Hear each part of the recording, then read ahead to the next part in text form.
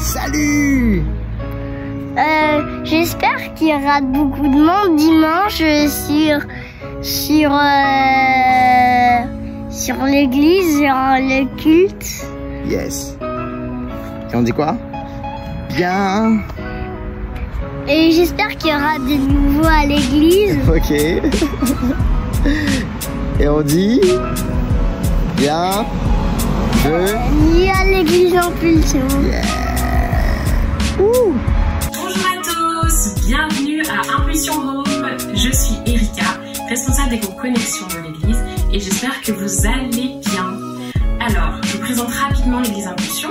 Notre église Impulsion est une église qui est basée dans le 11e arrondissement à Paris et qui n'a qu'un seul objectif, celui de faire connaître Jésus à travers des connexions, le tout dans la culture urbaine de Paris.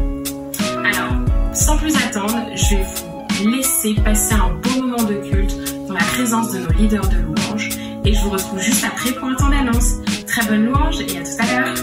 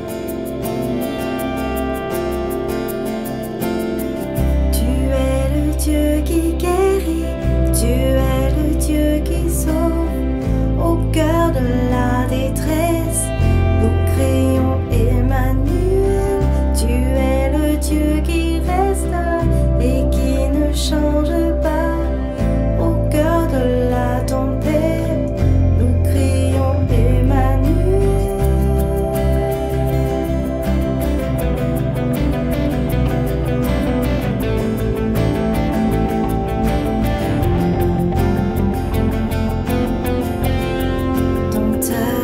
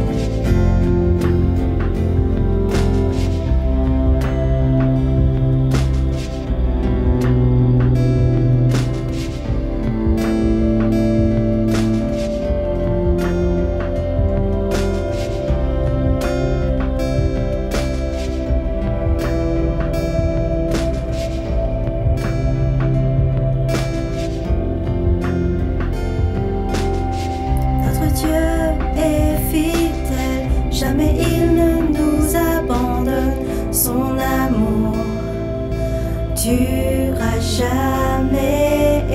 Notre Dieu est fidèle, jamais il ne nous abandonne. Son amour durera jamais. Notre Dieu est fidèle, jamais il ne nous abandonne. Son amour durera jamais. Notre Dieu est fidèle, jamais il ne nous abandonne. Son amour durera jamais.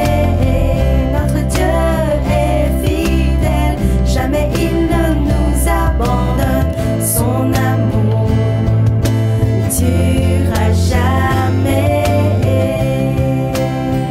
Oh, oh, oui, son amour durera jamais. Son amour durera jamais.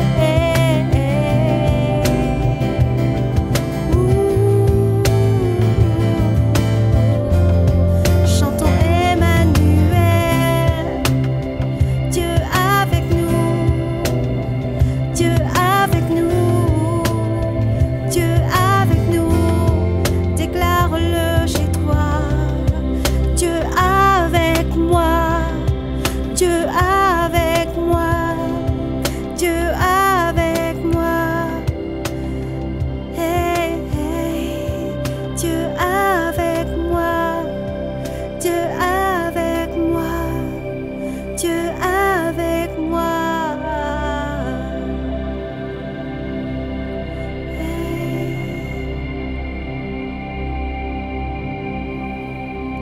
Dieu avec nous,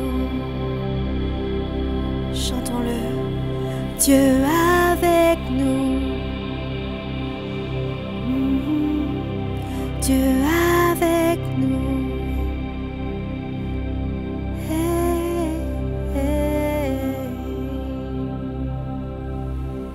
Dieu est avec moi, Dieu est avec moi.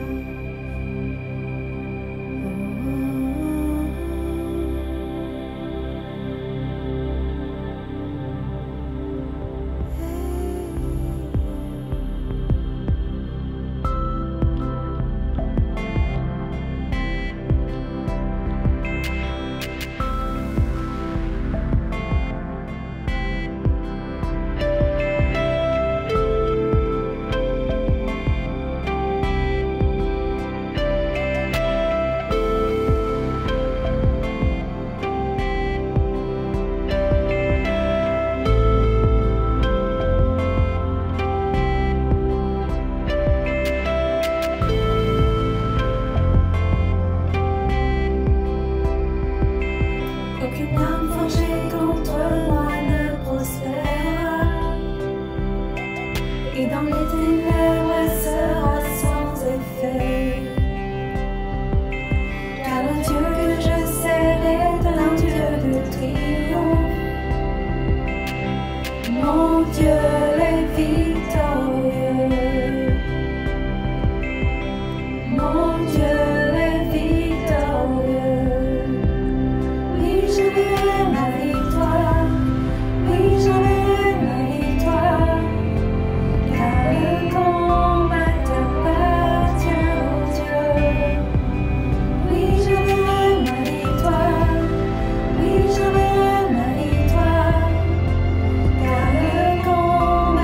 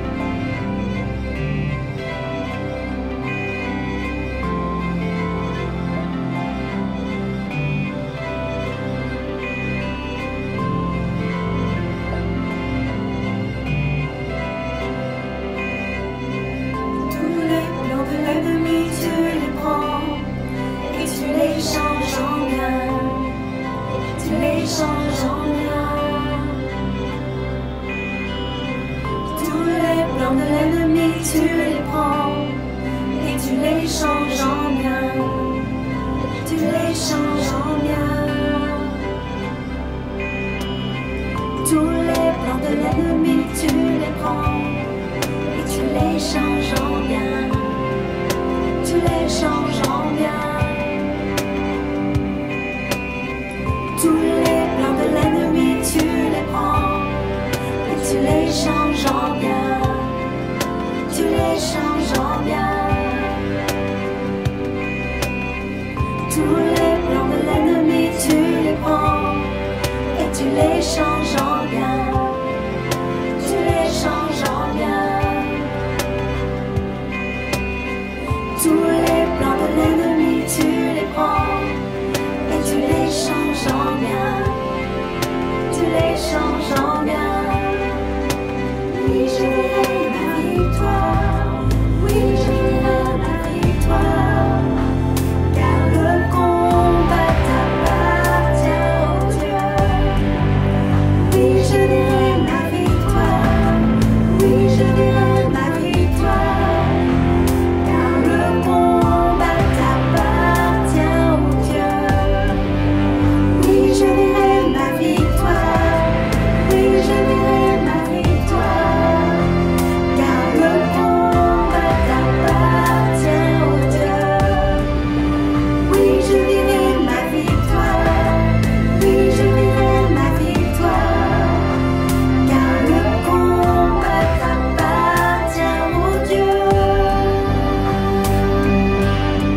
Tous les plans de l'ennemi, tu les prends et tu les changes en bien. Oui, tu les changes en bien. Tous les plans de l'ennemi, tu les prends et tu les changes en bien. Oui, tu les changes en bien. Tous les plans de l'ennemi, tu les prends et tu les changes en bien. Oui, tu les changes en bien. Tous les plans de l'ennemi, tu les prends et tu les changes en bien. Oui, tu les changes en bien. Oui, je verrai ma victoire. Oui, je verrai ma victoire. Chantons-le. Le combat t'appartient, oh Dieu. Oui, je verrai ma victoire. Je verrai ma victoire. Je verrai ma victoire. Car le combat t'appartient, oh Dieu. Oui, je verrai ma victoire. Oui, je verrai ma victoire. Car le combat t'appartient, oh Dieu. Oui, je verrai ma victoire. Oui, je verrai ma victoire. Car le combat t'appartient, le combat t'appartient. J'ai confiance en toi, Seigneur. Hey, je sais que tu combats pour moi.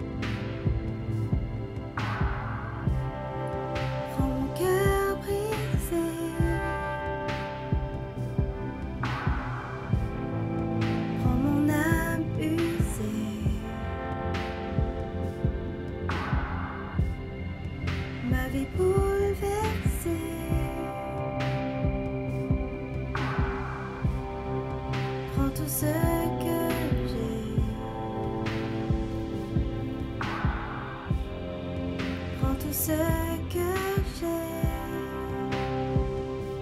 Tu es tout pour moi.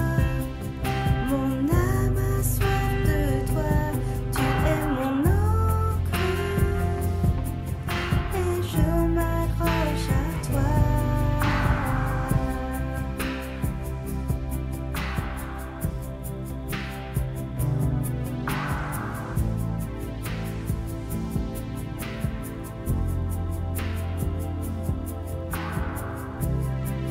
Quand la tempête se déchaîne,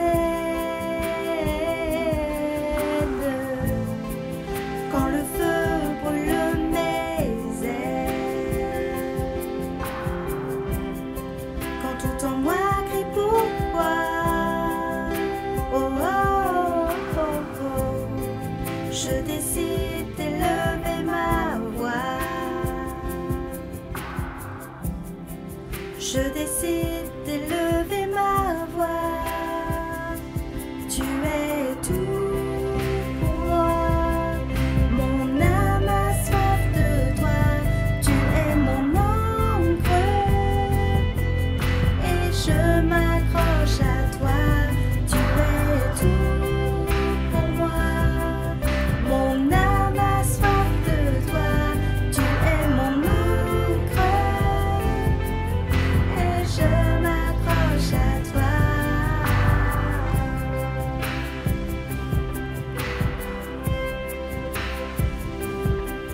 Car ton nom me guérit, ton amour m'envahit, car tu as vaincu la mort et son pouvoir.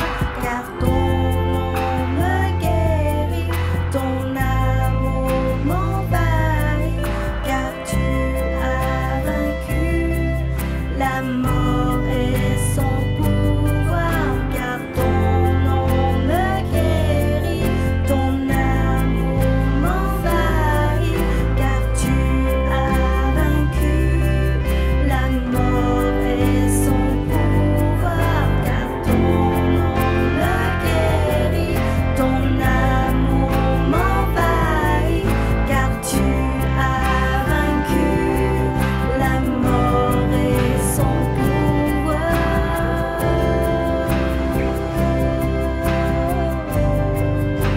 Et tu es tout pour moi.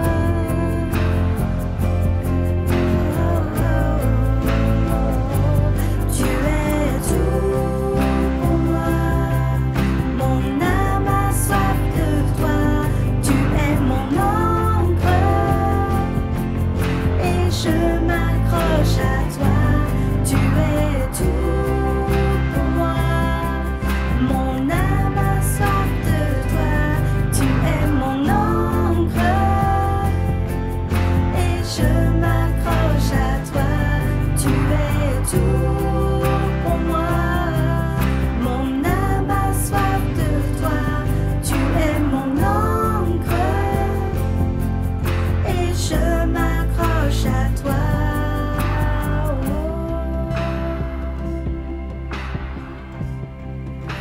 Oui, tu es tout pour moi. Je m'accroche à toi. Oh, oh, oh. Tu es tout pour moi. Oh Jésus. Oh Jésus. Hey, hey. Je m'accroche à toi. Je m'accroche à tes promesses. Oui, tu es tout pour moi, Seigneur. Hey, hey, hey. Tu es tout pour moi. Tu es tout pour moi, Seigneur. Oh, oh, oh. Et tu es tout. Tu es tout, tu es tout pour moi.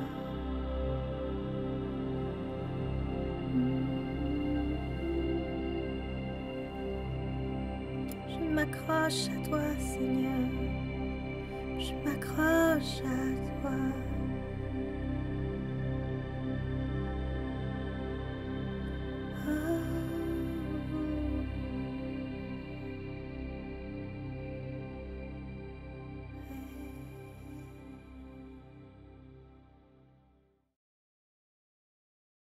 Et me voici, je suis de retour pour le temps des annonces. Alors cette semaine, nous avons 4 annonces spéciales à vous faire. La première, vous avez certainement l'habitude maintenant, c'est que nous nous retrouvons tous les jours du lundi au vendredi à 10h sur notre page Facebook officielle pour les Impulsions Morning. Les Impulsions Morning, ce sont tout simplement des rendez-vous quotidiens autour de la parole de Dieu où nous recevons un message d'exhortation, des témoignages, des chants de louange, bref, c'est vraiment un temps de partage et de communion avec le Seigneur en direct sur Facebook. Alors connectez-vous nombreux. Cette semaine qui vient, nous avons également un deuxième rendez-vous important, vendredi soir à 20h. Nous nous retrouvons pour notre chambre haute. Alors comme dans la Bible, la chambre haute, c'est tout simplement un moment passé dans la communion avec le Seigneur, dans la communion avec le Saint-Esprit. On va passer du temps dans la louange, on va ensuite être exhorté ou enseigné et prier les uns par les autres à travers les commentaires.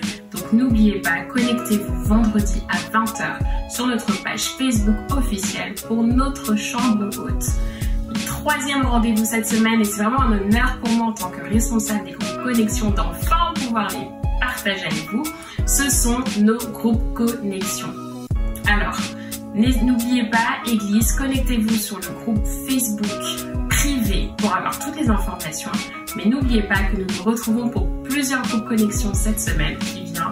Et le but, c'est vraiment de connecter un maximum. Même si on est déconfiné, mais toujours dans un confinement en soi, on veut vraiment garder le contact tous ensemble et être connectés au maximum. La dernière annonce pour la semaine qui vient, c'est que dimanche prochain, nous aurons un message spécial de la part de notre pasteur Laurent Lépi concernant la Pentecôte. Waouh, ça va être super fort.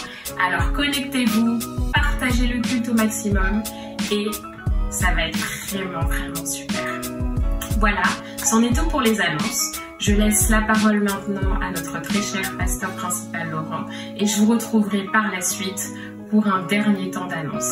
À tout à l'heure et très bon culte.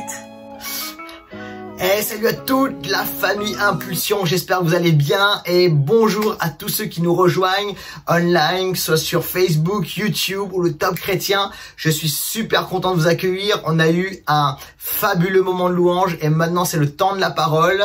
Alors on est dans la dernière partie, le dernier volet de cette série qui s'intitule Voyage en confinement.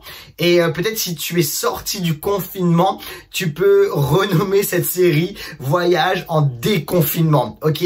Mais ce message s'intitule Stop à la vallée d'Ela, un lieu de combat. On va parler de combat aujourd'hui. Parce que tu sais quoi? Il faut être prêt à combattre. Il y a maintenant plusieurs dizaines d'années de cela, on a vécu un moment un peu spécial. Alors, je vous explique l'histoire. On revenait d'un moment d'évangélisation, on était dans un gros meeting d'évangélisation à Paris. C'était un pasteur de renom qui s'appelle T.L. Osborne qui était à Paris pour, comment dirais-je, une campagne massive d'évangélisation. Et alors qu'on revient de ce moment où c'était le ciel ouvert littéralement, on est chez mes parents, on part chez mes parents et là on est en famille. Il y a donc Claire, on n'avait pas d'enfant encore à cette époque, il y a mes parents, il y a mes 2 sœurs et il y a mon cousin. Et alors qu'on arrive devant chez mes parents, on croit voir à l'intérieur de la maison, on est à l'extérieur, mais on croit voir du mouvement à l'intérieur. Sauf qu'à cette époque, il y avait une vague de cambriolage dans le voisinage. Plusieurs voisins s'étaient fait visiter par des personnes mal intentionnées. Alors, on a cru que c'était des cambrioleurs. Et ce qu'on a fait, c'est qu'on a appelé la police et on est resté à l'extérieur de la maison. Pendant ce temps, entre-temps, surgissent 2 hommes sortis de nulle part. Et un de ces gars littéralement court derrière l'une de mes sœurs qui arrive à prendre la fuite, et le deuxième gars attrape ma plus jeune sœur et littéralement la traîne par terre. Et moi j'entends ma sœur qui crie, qui hurle, et je vois la scène au loin. Sans réfléchir, je cours vers ma sœur pour la secourir, et comment dirais-je, mes mouvements de karaté sont revenus spontanément, et j'ai comme imposé les mains, les poings à ce gars pour libérer ma sœur. Et en fait, je vous explique l'histoire, c'est un truc de dingue. Mon voisin, le voisin de mes parents qui avait entendu que probablement il y avait des cambrioleurs à la maison, a rappelé des amis à lui qui étaient venus dîner, et ces deux gars, en fait, sont d'anciens policiers qui sont venus pour nous secourir. Et en fait, ils ont pris mes sœurs pour les cambrioleuses. Ok, l'histoire de dingue. Alors, je vous raconte quand même la fin. Les policiers sont arrivés, ils sont rentrés dans la maison, il n'y avait personne. C'était probablement un coup de vent ou le chien qui avait fait bouger les rideaux. Ok, mais j'ai un point quand même, les amis. C'est que parfois, il faut être prêt à se battre. Écoute, tu le sais, je veux pas te mentir, la vie n'est pas un long fleuve tranquille. J'aimerais te prêcher que la vie, lorsque tu deviens chrétien, la vie est facile, tout est simple. Comment dirais-je, tu marches sur des pétales de rose le matin en chantant Alléluia, Kumbaya. J'ai envie de te dire que la vie est toujours joyeuse, toujours belle. Oui, la vie est belle, oui, il y a du fun dans la vie. Mais la réalité, c'est que la vie est un combat. Il y a des luttes, et actuellement, alors qu'on est en train d'être dans cette crise et qu'on sort du confinement, il y a des luttes, il y a des peurs, il y a des combats, et on a besoin d'affronter littéralement tout cela. Il y a des challenges économiques, familiaux, professionnels. Mais écoute-moi bien, j'ai une bonne nouvelle pour toi. Dieu est le Dieu qui combat pour toi, et j'ai une parole et j'ai un lieu pour toi, c'est la vallée d'Ela. Écoute-moi bien, si tu es prêt à combattre, écris ceci: je suis prêt à me battre. Envoie un like, envoie un cœur, mais je veux que, comment dirais-je, le guerrier, la guerrière qui est en toi s'éveille maintenant dans le nom de Jésus. Tu sais, il y a des gens qui sont surpris parce que lorsqu'ils deviennent chrétiens, ils se rendent compte, mince, j'ai des combats, comment ça se fait, j'en ai plus qu'avant, comment ça se fait? Tu sais pourquoi? C'est parce que tu as un ennemi qui est encore plus, comment dirais-je, enragé contre toi, et il veut que tu te détournes de Jésus. C'est la raison pour laquelle parfois on comprend pas. Lorsqu'on devient chrétien, les combats sont de plus en plus féroces. Écoute-moi bien, t'es dans le bon camp, t'es avec le Seigneur, mais l'ennemi est contre toi. Mais la bonne nouvelle, c'est que Jésus a remporté la victoire et qu'il te donne la victoire dans le combat. Ça, c'est la bonne nouvelle. Alors, voici ce qui se passe dans cette vallée d'Ela. La vallée d'Ela est un lieu de combat. C'est un lieu de combat. C'est un combat mythique entre deux personnes mythiques, David et Goliath. Alors, quand tu entends ça, combat entre David et Goliath, pour ceux-là qui ont grandi dans l'église, alors vous connaissez cette histoire. Même si t'es pas chrétien, tu connais cette histoire de David et Goliath, le petit David qui a renversé le géant Goliath. Et là tu te dis, oh, encore un message de plus sur David et Goliath. Je connais la fin de l'histoire. Si tu as été à l'école du dimanche, ok, tu connais la fin de l'histoire. Tu as entendu ta monitrice ou ton moniteur te raconter cette histoire. Et là, tu dis un message de plus. Et tu as envie d'aller peut-être sur une autre page Facebook, ou tu as envie d'aller sur une autre chaîne YouTube. Mais écoute-moi bien, et laisse-moi une chance, comment dirais-je, de t'apporter de la fraîcheur dans ce message. Tu sais quoi? Parfois, tu sais, les lieux les plus connus, on peut passer à côté de trésors parce qu'on croit connaître. Mais j'ai quelque chose à te dire, c'est que dans ce passage, dans ce texte, il y a de la fraîcheur, il y a des choses à redécouvrir. Veux-tu laisser une chance à la parole de Dieu d'éveiller à nouveau en toi une révélation fraîche dans ce texte? Il y a des trésors. Alors, tu dois savoir ceci. Suis-moi. C'est qu'en fait, la vallée d'Ela n'est pas un lieu avec un seul combat, le combat de David et Goliath. C'est un lieu avec plusieurs combats. Et je voudrais qu'on aille ensemble découvrir ces combats. Alors, tu dois comprendre ceci, alors qu'on parle de combat et qu'il y a plusieurs combats. Écoute-moi bien. Le premier combat, c'est que tu dois combattre contre le syndrome « Je suis le futur roi ». Écoute-moi bien, tu dois combattre contre le syndrome « Je suis le futur roi ». On lit un texte ensemble, 1 Samuel 17, on va camper là, 1 Samuel 17, et là on va lire versets 17 et 18. C'est à cette époque qu'Isaïe dit à son fils David, prends cette mesure de grain rôti et ces 10 pains et porte-les à tes frères au camp. Emporte aussi avec toi 10 fromages. Alors voici ce que le papa dit à son fils. Isaïe dit à son fils David, je t'engage comme Uber Eats. Ok, tu vas aller vers tes frères et tu vas leur apporter des snacks. Ok, c'est exactement ça les amis. Sauf que David, dans ce contexte, David venait de recevoir l'onction. Quelques versets auparavant, le prophète Samuel vient vers David et le oint le désigne comme le futur roi. Donc David, à ce moment, a un sens de destinée. Il sait que Dieu l'appelle. Isaïe, son père, sait que Dieu l'appelle et qu'il l'a oint à quelque chose de grand, à devenir littéralement le futur roi. Mais pourtant, il lui dit, va faire Uber Eats. Alors, tu sais quoi, tu connais la fin de l'histoire. Mais moi, je te propose un autre scénario. C'est qu'en fait, l'histoire aurait pu être différente. David aurait pu dire, quoi ? Moi, le futur roi d'Israël, moi qui aurai mon trône à Jérusalem, tu me demandes d'aller apporter des snacks à mes frères, d'aller livrer ça sur mon scooter Uber Eats ou Deliveroo, c'est mort, je le ferai pas. Écoute-moi bien, si David avait réagi de cette manière, il serait passé à côté de sa destinée. Wow! Si David avait dit non à son père, si David avait été atteint par le syndrome d'orgueil, le syndrome « je suis le futur roi », il serait passé à côté de sa destinée, à côté du combat qui allait lui ouvrir toutes les portes. Si David avait dit « ok, j'y vais, mais j'y vais parce que j'obéis, mais mon cœur n'y est pas ». Puis jette la nourriture et vite je rentre sur mon scooter et come back at home. Ok. Si David avait fait cela, il aurait raté la sortie de Goliath et il serait passé à côté de sa destinée.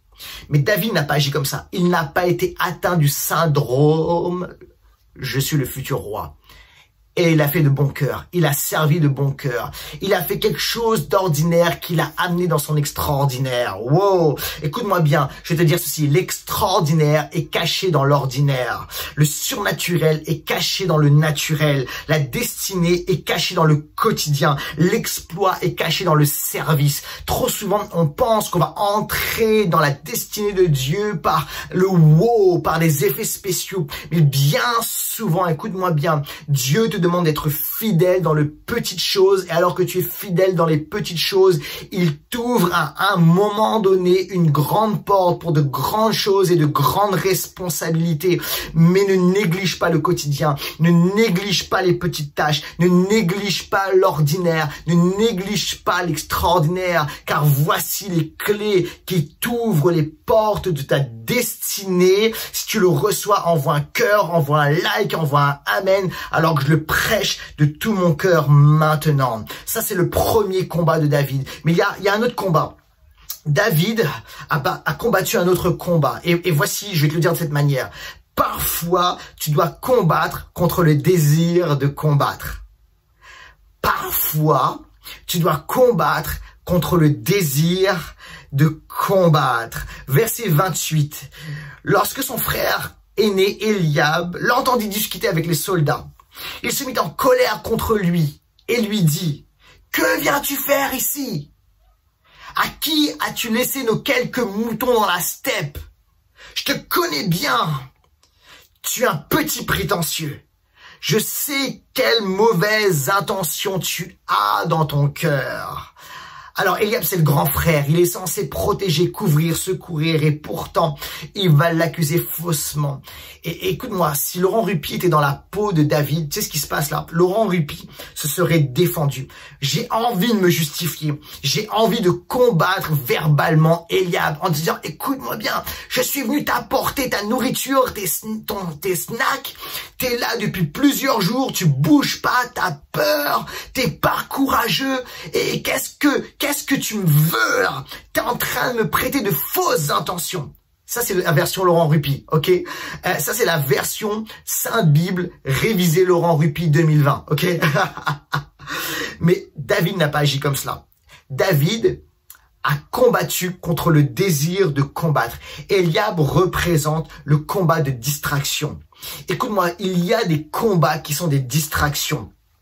L'ennemi, lorsqu'il veut te combattre, va te présenter un autre ennemi. L'ennemi, lorsqu'il veut te combattre, va te présenter un autre ennemi. Et cet ennemi, c'est la distraction. C'est un faux combat. Et il veut t'amener dans la défaite par la distraction. Et il te dit, ne combat pas le bon combat, mais combat la distraction. Ça me laisse le temps de faire mes choses. Mais écoute-moi bien, David doit faire quelque chose. Il ne va pas se faire piéger par la distraction. Ne te laisse pas piéger par la distraction. Ne combat pas le mauvais combat. Ne combat pas le faux combat. Écoute-moi bien, ton épouse ou ton époux ne sont pas tes ennemis. Tes enfants ne sont pas tes ennemis. Ton frère, ta sœur dans l'église, les croyants ne sont pas tes ennemis. Est-ce que tu me reçois? Est-ce que tu es avec moi? Écoute-moi bien, ces êtres humains ne sont pas tes ennemis. Tes ennemis sont autres, ils sont spirituels. Est-ce que tu es là avec moi ou pas? Écoute-moi bien, arrête de combattre un faux combat. Tu dois combattre le bon combat. Il y a des combats de distraction. Mais David va faire un geste extraordinaire. Voici ce que dit la Bible, verset 30. David tourna le dos à son frère. Oh, il y a des moments où il faut tourner le dos.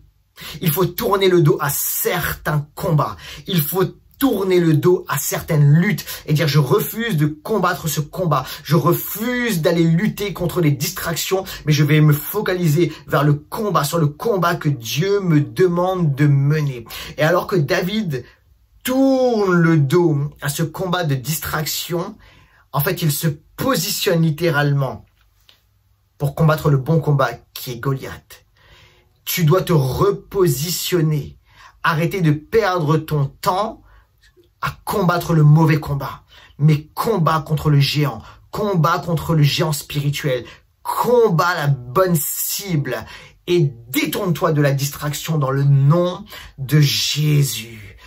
Il y a d'autres combats. Alors que tu dois refuser de combattre, le combat de la distraction, tu dois combattre les paroles de mort. Oh, David a combattu les paroles de mort. Verset 33. Saül, qui est le chef, qui est le boss, qui est le leader, répond à David. Tu ne peux pas aller lutter contre ce Philistin. Tu n'es qu'un gamin. Alors que lui, c'est un homme de guerre depuis sa jeunesse. Est-ce que c'était déjà arrivé, tu sais, d'être motivé, passionné pour Dieu, pour un projet, pour quelque chose, d'avoir un rêve, et d'avoir des gens, tu sais quoi, qui vont déployer leur temps et leur énergie et leur passion pour t'expliquer pourquoi ce n'est pas possible. T'as des gens qui sont des spécialistes, de l'argumentation, pour te montrer que c'est pas possible. Ce sont des pros de la démotivation. T'es qu'un gamin.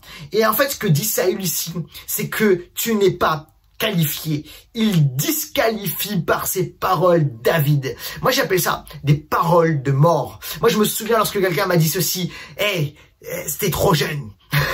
Tu n'y arriveras pas. C'est pas possible. Combien de fois j'ai entendu ces paroles-là? Mais écoute-moi bien, la parole, la réponse de David est saisissante. Voici ce que dit David.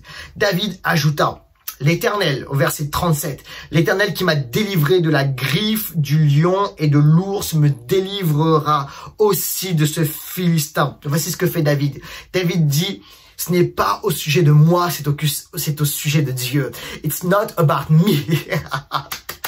It's about Jesus. C'est au sujet de Jésus. C'est au sujet de l'Éternel. Écoute-moi bien, lorsque quelqu'un te disqualifie, c'est ce que tu dois faire, qualifie Jésus. Lorsque quelqu'un te disqualifie, qualifie par tes paroles Jésus. Ça veut dire quoi? Ça veut dire place-toi derrière Jésus et dis non, non, j'y vais pas avec mes propres forces. Non, j'y vais pas avec mes capacités. Oh, je sais que je suis pas capable. Oh, je sais de quoi, je connais mes limites. Mais écoute-moi bien, j'ai en moi la force et le courage et les capacités d'un Dieu illimité. Et le Dieu qui m'a délivré dans le passé, le Dieu qui m'a délivré de mes épreuves passées et le Dieu qui va me délivrer encore aujourd'hui. Et à ce moment-là, tu changes la disqualification en qualification, où tu élèves Dieu, où tu glorifies Dieu. Alors écoute-moi bien, comment dirais-je, ne plonge pas, résiste aux paroles de mort, résiste aux paroles de découragement. Il y a des gens ici, vous combattez avec des paroles de mort et de découragement, et c'est peut-être des gens qui devraient t'aider, te soutenir, c'est peut-être des proches, c'est peut-être des membres de la famille, c'est peut-être des leaders, mais écoute-moi bien, Dieu t'a qualifié pour un temps comme celui-ci. Si tu le reçois, dis amen, envoie un like, envoie un cœur. Tu dois combattre contre les paroles de mort. Il y a encore un autre combat, je dois vous parler d'un autre combat. J'espère que vous êtes avec moi, j'espère que vous êtes encore avec moi. Tu dois combattre contre l'intimidation. Au verset 44, voici ce que dit la parole de Dieu. Approche un peu, ajouta Goliath, pour que je donne ta chair à manger aux oiseaux du ciel et aux bêtes des champs. Je voudrais la refaire, on va la refaire, ok? Voici ce que dit la parole. Approche un peu, ajouta Goliath, pour que je donne ta chair à manger aux oiseaux du ciel et aux bêtes des champs. Ça, c'est la version Goliath. Quand je raconte des histoires à mes enfants, je dois mettre le ton, d'accord? Alors, vous n'êtes pas mes enfants, mais je dois mettre le ton. Ça, c'est quoi? Ça, c'est la parole d'intimidation. Ça, c'est la parole de mort. Qui est Goliath? J'aimerais qu'on regarde à ce gars, à cet homme qui s'appelle Goliath. Alors, vous connaissez l'histoire, c'est un géant. Goliath est ce qu'on appelle un Anakim. Anakim, et non pas Anakin Skywalker pour ceux qui sont fans de Star Wars, mais Anakim.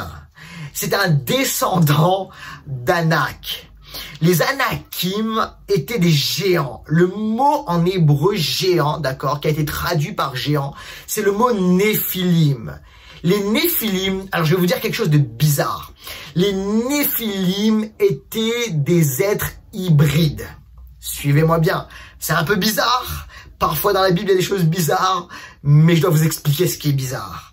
C'était des descendants, d'accord, entre des fils de Dieu, d'accord. C'était un autre nom pour parler des esprits à ce moment-là, dans ce contexte impur, des démons, et des femmes. D'accord, ce sont des enfants de démons et de femmes. Et tu trouves cette histoire dans Genèse au chapitre 6 et au verset 4. Autrement dit, les géants, c'était un mix entre le naturel et le surnaturel démoniaque. Écoute-moi bien, il y a un point là-dedans. Il y a des intimidations qui vont prendre place dans le naturel, mais dont l'origine est surnaturelle. Il y a des combats qui prennent place dans ton naturel, mais dont l'origine est surnaturelle. Il y a des réalités, comment dirais-je, qui sont d'origine spirituelle dans ta vie. Et tu le sais, tu le comprends, tu le saisis, tu le vois. Tu sais, c'est comme si c'est plus fort que toi. Il y a une bataille à l'intérieur. C'est juste pas naturel, c'est juste pas normal, c'est paranormal. Il y a quelque chose de plus que juste ton naturel et le physique. C'est le surnaturel et c'est la puissance de l'ennemi. Écoute-moi bien, il y a un ennemi qui veut te détruire et qui va créer une forme d'intimidation, de peur, d'anxiété pour te paralyser. Et Goliath est le stéréotype, l'archétype même de cette forme d'intimidation. Mais à l'intimidation spirituelle, nous devons opposer l'indignation spirituelle. Écoute ceci au verset 45.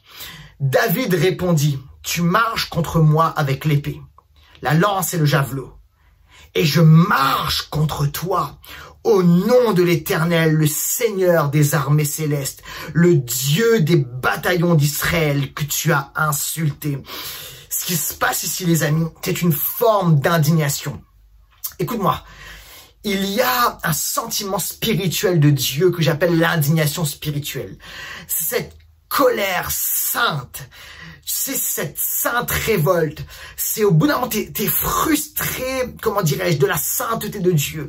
Et tu dis, c'est pas possible que ça se passe comme ça.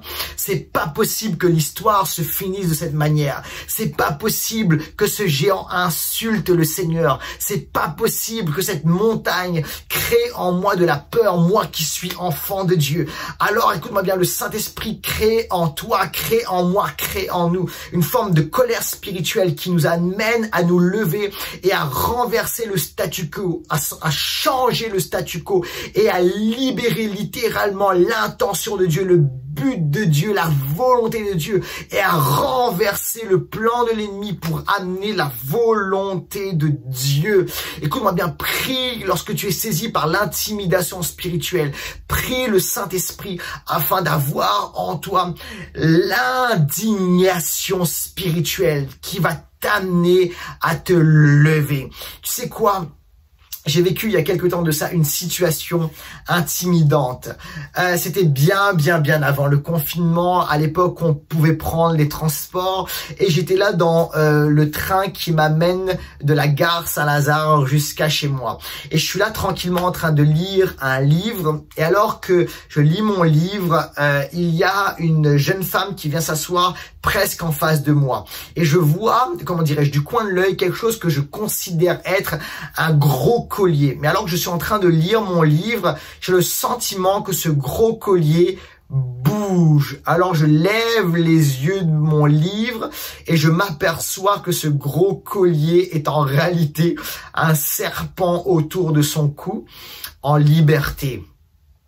Alors, et là, tu sais ce qui se passe, mon cœur se met à battre vite et je me mets à changer de couleur comme je suis noir, je suis pas rouge mais bordeaux, et une forme de stress, d'inquiétude, d'intimidation, d'anxiété, mets les mots que tu veux, mais il y a quelque chose là qui me paralyse littéralement.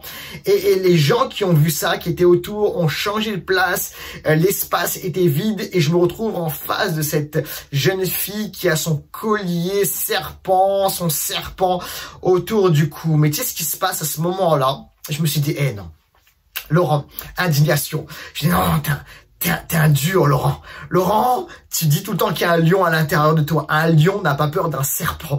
Alors écoute, t'as peur, mais tu bouges pas. Ok, t'as peur, mais tu bouges pas. Et tu te détends. Écoute-moi bien, je me suis détendu comme j'ai pu. Et ce qui s'est passé, c'est que j'ai même un peu engagé la conversation avec cette fille. Et on a discuté du serpent. Alors écoute-moi bien, c'est normal d'avoir des peurs. C'est normal d'avoir des craintes. Mais le Dieu qui habite en toi marche, te donne de marcher sur le scorpion. Il te donne de marcher sur le serpent. Le Dieu qui habite en toi a écrasé la tête du serpent et son nom c'est Jésus. Il a renversé les géants, il a renversé les Goliaths. Il te donne l'indignation spirituelle, cette sainte colère qui te dit je vais combattre et je vais affronter mes peurs dans le nom de Jésus. Que quelqu'un dise amen, envoie un like ou envoie un cœur. Et j'en arrive au dernier combat. Tu dois combattre pour l'équipement du futur. Alors, tout le monde connaît la fin de l'histoire. C'est ce qu'on croit. Est-ce que tu connais vraiment la fin de l'histoire de David et de Goliath? Ça te dit, voici comment l'histoire finisse. Voici comment l'histoire se termine. Voici comment l'histoire finit. David a pris la fronde, il a pris la pierre et il l'a lancé dans la tête de Goliath. Fin de l'histoire. C'est pas tout à fait la fin de l'histoire. Parce que ça, c'est le verset 50, mais il y a le verset 51. Peut-être que ta monitrice d'école du dimanche ne t'a pas lu le verset 51. Peut-être que tu n'as pas lu tout à fait le verset 51. Parce que l'histoire ne se finit pas avec la fronde et la pierre, non. L'histoire se finit avec l'épée. Alors on va relire ensemble ce passage. Verset 50. Sans épée et avec sa fronde et une pierre, David triompha du Philistin. Et il le frappa et le tua. Maintenant, verset 51. Alors David se précipita sur l'adversaire, saisit son épée, la tira de son fourreau et l'acheva, puis lui trancha la tête. quand les Philistins virent que leur héros était mort, ils prirent la fuite. Wow! Écoute-moi. Verset 50, il est dit que David est arrivé sans épée. Mais verset 51, il est dit que David a fini le combat avec une épée. Et avec quoi? L'épée de Goliath. Écoute-moi bien. L'épée qui voulait tuer David et l'épée qui a délivré David. Wow. Mais écoute-moi bien, c'est pas fini. L'épée qui a voulu tuer David et l'épée qui a délivré David. Mais c'est également l'épée qui l'a équipé pour le futur. On lit ensemble 1 Samuel 21, versets 9 et 10. David demanda à Ahimelech, n'aurais-tu pas une lance ou une épée sous la main? David est à ce moment-là poursuivi par Saül. La mission du roi est si urgente que je n'ai même pas eu le temps d'emporter mon épée ou d'autres armes. Ok, ça c'est un stratagème de David. Le prêtre répondit, il y a l'épée de Goliath. Oh, le Philistin que tu as vaincu dans la vallée d'Éla. La voilà, enveloppée dans un drap derrière l'éphod. Oh, écoute-moi, l'épée qu'a voulu tuer David et l'épée qui l'a délivré, mais c'est l'épée qui l'équipe pour le prochain chapitre de sa vie. Écoute-moi, j'ai quelque chose à te dire. En fait, le combat de Goliath a qualifié David, a envoyé David dans la prochaine étape, dans la prochaine saison de sa vie. Ça a été un équipement pour plus tard. Wow. Écoute-moi, le combat que tu es en train de livrer aujourd'hui, la bataille que tu es en train de livrer aujourd'hui, c'est un équipement pour plus tard. Dieu est en train de te revêtir, de t'équiper d'un équipement qui va te donner, comment dirais-je, des capacités, un potentiel, qui va te revêtir d'outils pour la prochaine saison de ta vie. Dieu est en train de te muscler, de te préparer pour quelque chose de plus grand. Oui, pour un combat peut-être plus grand, mais pour une victoire encore plus grande. Alors que David a tué Goliath, a pris son épée, cette épée est ensuite l'épée qui l'a amené et qui l'a protégé pour la prochaine saison de sa vie, ce combat contre Saül, cette lutte contre Saül qui allait l'introduire littéralement dans son appel royal. Waouh! Dieu t'équipe pour la prochaine saison. Il y a quelques jours de cela, j'étais au téléphone et je finis avec cela. J'étais au téléphone avec une discussion avec un ami futur implanteur d'église. On discutait implantation d'église et il voulait avoir, comment dirais-je, des conseils, des clés dans l'implantation d'église. Et alors j'ai commencé spontanément à discuter avec lui, à échanger, puis c'est des choses qui venaient du cœur. Et je lui ai parlé ceci, hey, tu dois avoir des leaders en santé émotionnelle, c'est très important. Je lui ai donné ça. Puis il voulait avoir d'autres choses. Alors je lui dis, c'est sûr, tu dois commencer, tu dois avoir système et structure pour ton implantation. Et tu dois y aller avec la puissance de l'esprit, pas simplement avec, comment dirais-je, logique et comment dirais-je, avec juste quelques choses que tu as pu lire à droite à gauche. Tu dois y aller avec la puissance du Saint-Esprit. Et je lui dis, tu dois avoir des responsables exécutifs pour t'aider avec cette implantation d'église. Et alors que je partageais tout ça, il y a un truc qui se passe. Il me dit, comment t'as appris tout ça? Je lui dis, écoute, en fait, je l'ai appris par l'expérience. Je l'ai appris par les combats. Je l'ai appris en affrontant des Goliaths. Je l'ai appris par la douleur. Et en fait, tout cela, tout ce que j'ai pu apprendre, je peux vous le dire, ça correspond à des combats dans ma vie. Ça correspond à des luttes dans ma vie. Mais à chaque lutte, à chaque combat, à chaque épreuve, à chaque Goliath, Dieu m'a donné après cela un équipement. Et l'équipement, les équipements que Dieu m'a donnés sont des équipements qui m'aident maintenant à aider d'autres personnes et qui m'aident pour les futurs combats. Alors, je libère ceci. Dieu est en train de t'équiper pour la prochaine saison, pour la prochaine onction, pour la prochaine victoire, pour la prochaine percée. Le combat que tu es en train de vivre te qualifie pour quelque chose de plus grand. Si tu le reçois, envoie un like, envoie un cœur, envoie un amen à cela. Alors, on a vu plusieurs choses et juste en rafale, je vous le dis, premièrement, tu dois combattre contre le syndrome « je suis futur roi ». Deuxièmement, parfois, tu dois combattre contre le désir de combattre. Troisièmement, tu dois combattre contre les paroles de mort. Quatrièmement, tu dois combattre contre l'intimidation. Et cinquièmement, tu dois combattre pour l'équipement du futur. Reçois cette parole maintenant dans le nom de Jésus et je voudrais prier pour toi. Père, maintenant je prie pour tous ceux qui sont dans la vallée d'Éla, tous ceux qui ont à combattre des Goliaths, des géants spirituels. Je prie maintenant qu'ils reçoivent ce message et que tu libères en eux force, courage, capacité. Je prie que tu leur donnes persévérance au nom de Jésus. Et je déclare que tu les qualifies et que tu les prépares et que tu les équipes pour une plus grande onction, pour une meilleure saison. Seigneur, je crois que tu les prépares à entrer dans leur destinée. Alors maintenant, qu'ils soient renouvelés par cette parole et par le Saint-Esprit, dans le nom de Jésus, dans le nom de Jésus. Que Dieu vous bénisse et je vous aime les amis. Salut.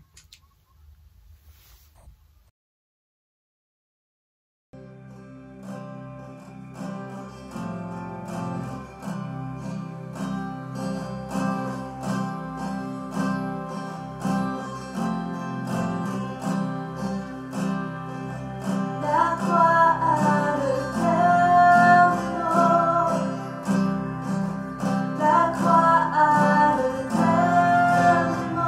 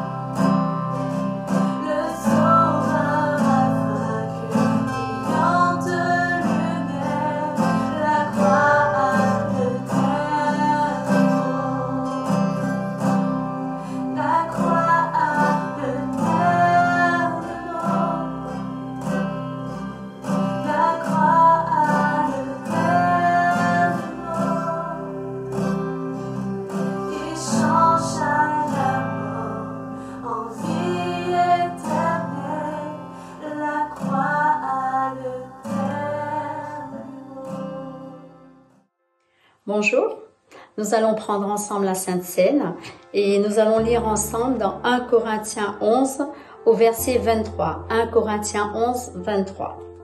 Car j'ai reçu du Seigneur ce que je vous ai enseigné. C'est que le Seigneur Jésus, dans la nuit où il fut livré, prit du pain et après avoir rendu grâce, le rompit et dit, ceci est mon corps qui est rompu pour vous, faites ceci en mémoire de moi. De même, après avoir soupé, il prit la coupe et dit, cette coupe est la nouvelle alliance en mon sang. Faites ceci en mémoire de moi toutes les fois que vous en boirez.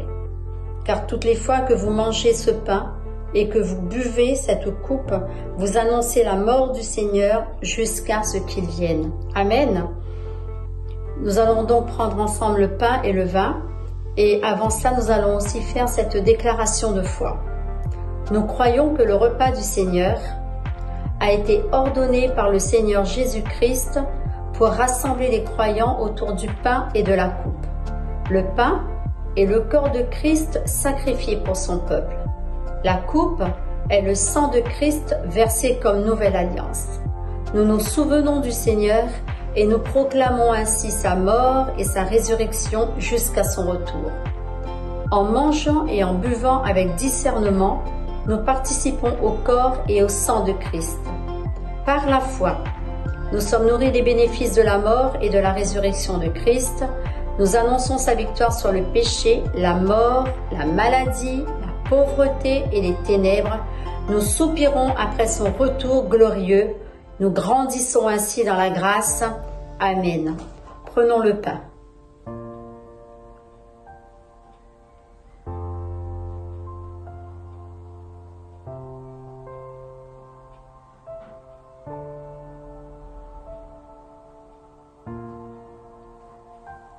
Prenons ensemble la coupe, qui est le sang de Christ versé pour nous comme nouvelle alliance.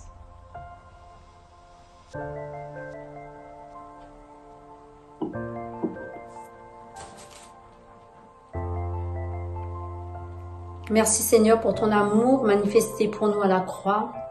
Merci parce que tu n'as pas regardé à nos fautes, à nos péchés, mais tu t'es donné, tu t'es fait pécher pour nous afin de nous réconcilier avec le Père. Nous te remercions Jésus. Amen. Soyez bénis. Me voici à nouveau. J'espère que vous avez été grandement bénis et que vous avez passé un super moment dans la présence de Dieu. Alors comme vous en doutez certainement, notre culte touche à sa fin. Mais avant cela, je voulais vraiment vous remercier pour votre générosité. Merci parce qu'on se rend compte que semaine après semaine, vous restez généreux et c'est vraiment une bénédiction pour l'Église. Comme vous le savez, à l'Église Impulsion, nous avons ce projet d'acquérir un nouveau local pour pouvoir nous réunir régulièrement, en tout cas beaucoup plus que maintenant, c'est sûr. Et pour ce faire, nous avons vraiment besoin de la générosité des uns des autres.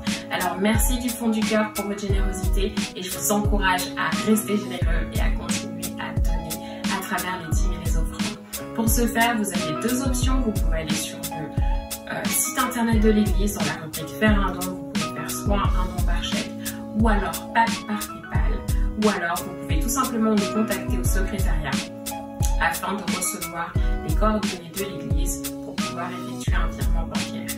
Merci encore à tous et on compte vraiment sur vous.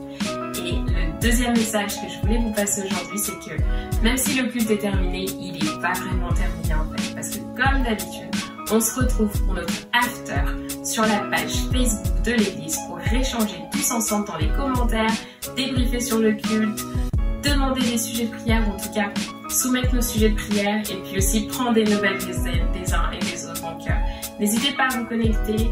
Et moi, c'en est tout pour moi aujourd'hui. Je vous remercie en tout cas pour votre attention. Merci d'avoir suivi encore le culte nombreux ce matin. Et je vous dis à très bientôt. Très bonne semaine à tous. Au revoir.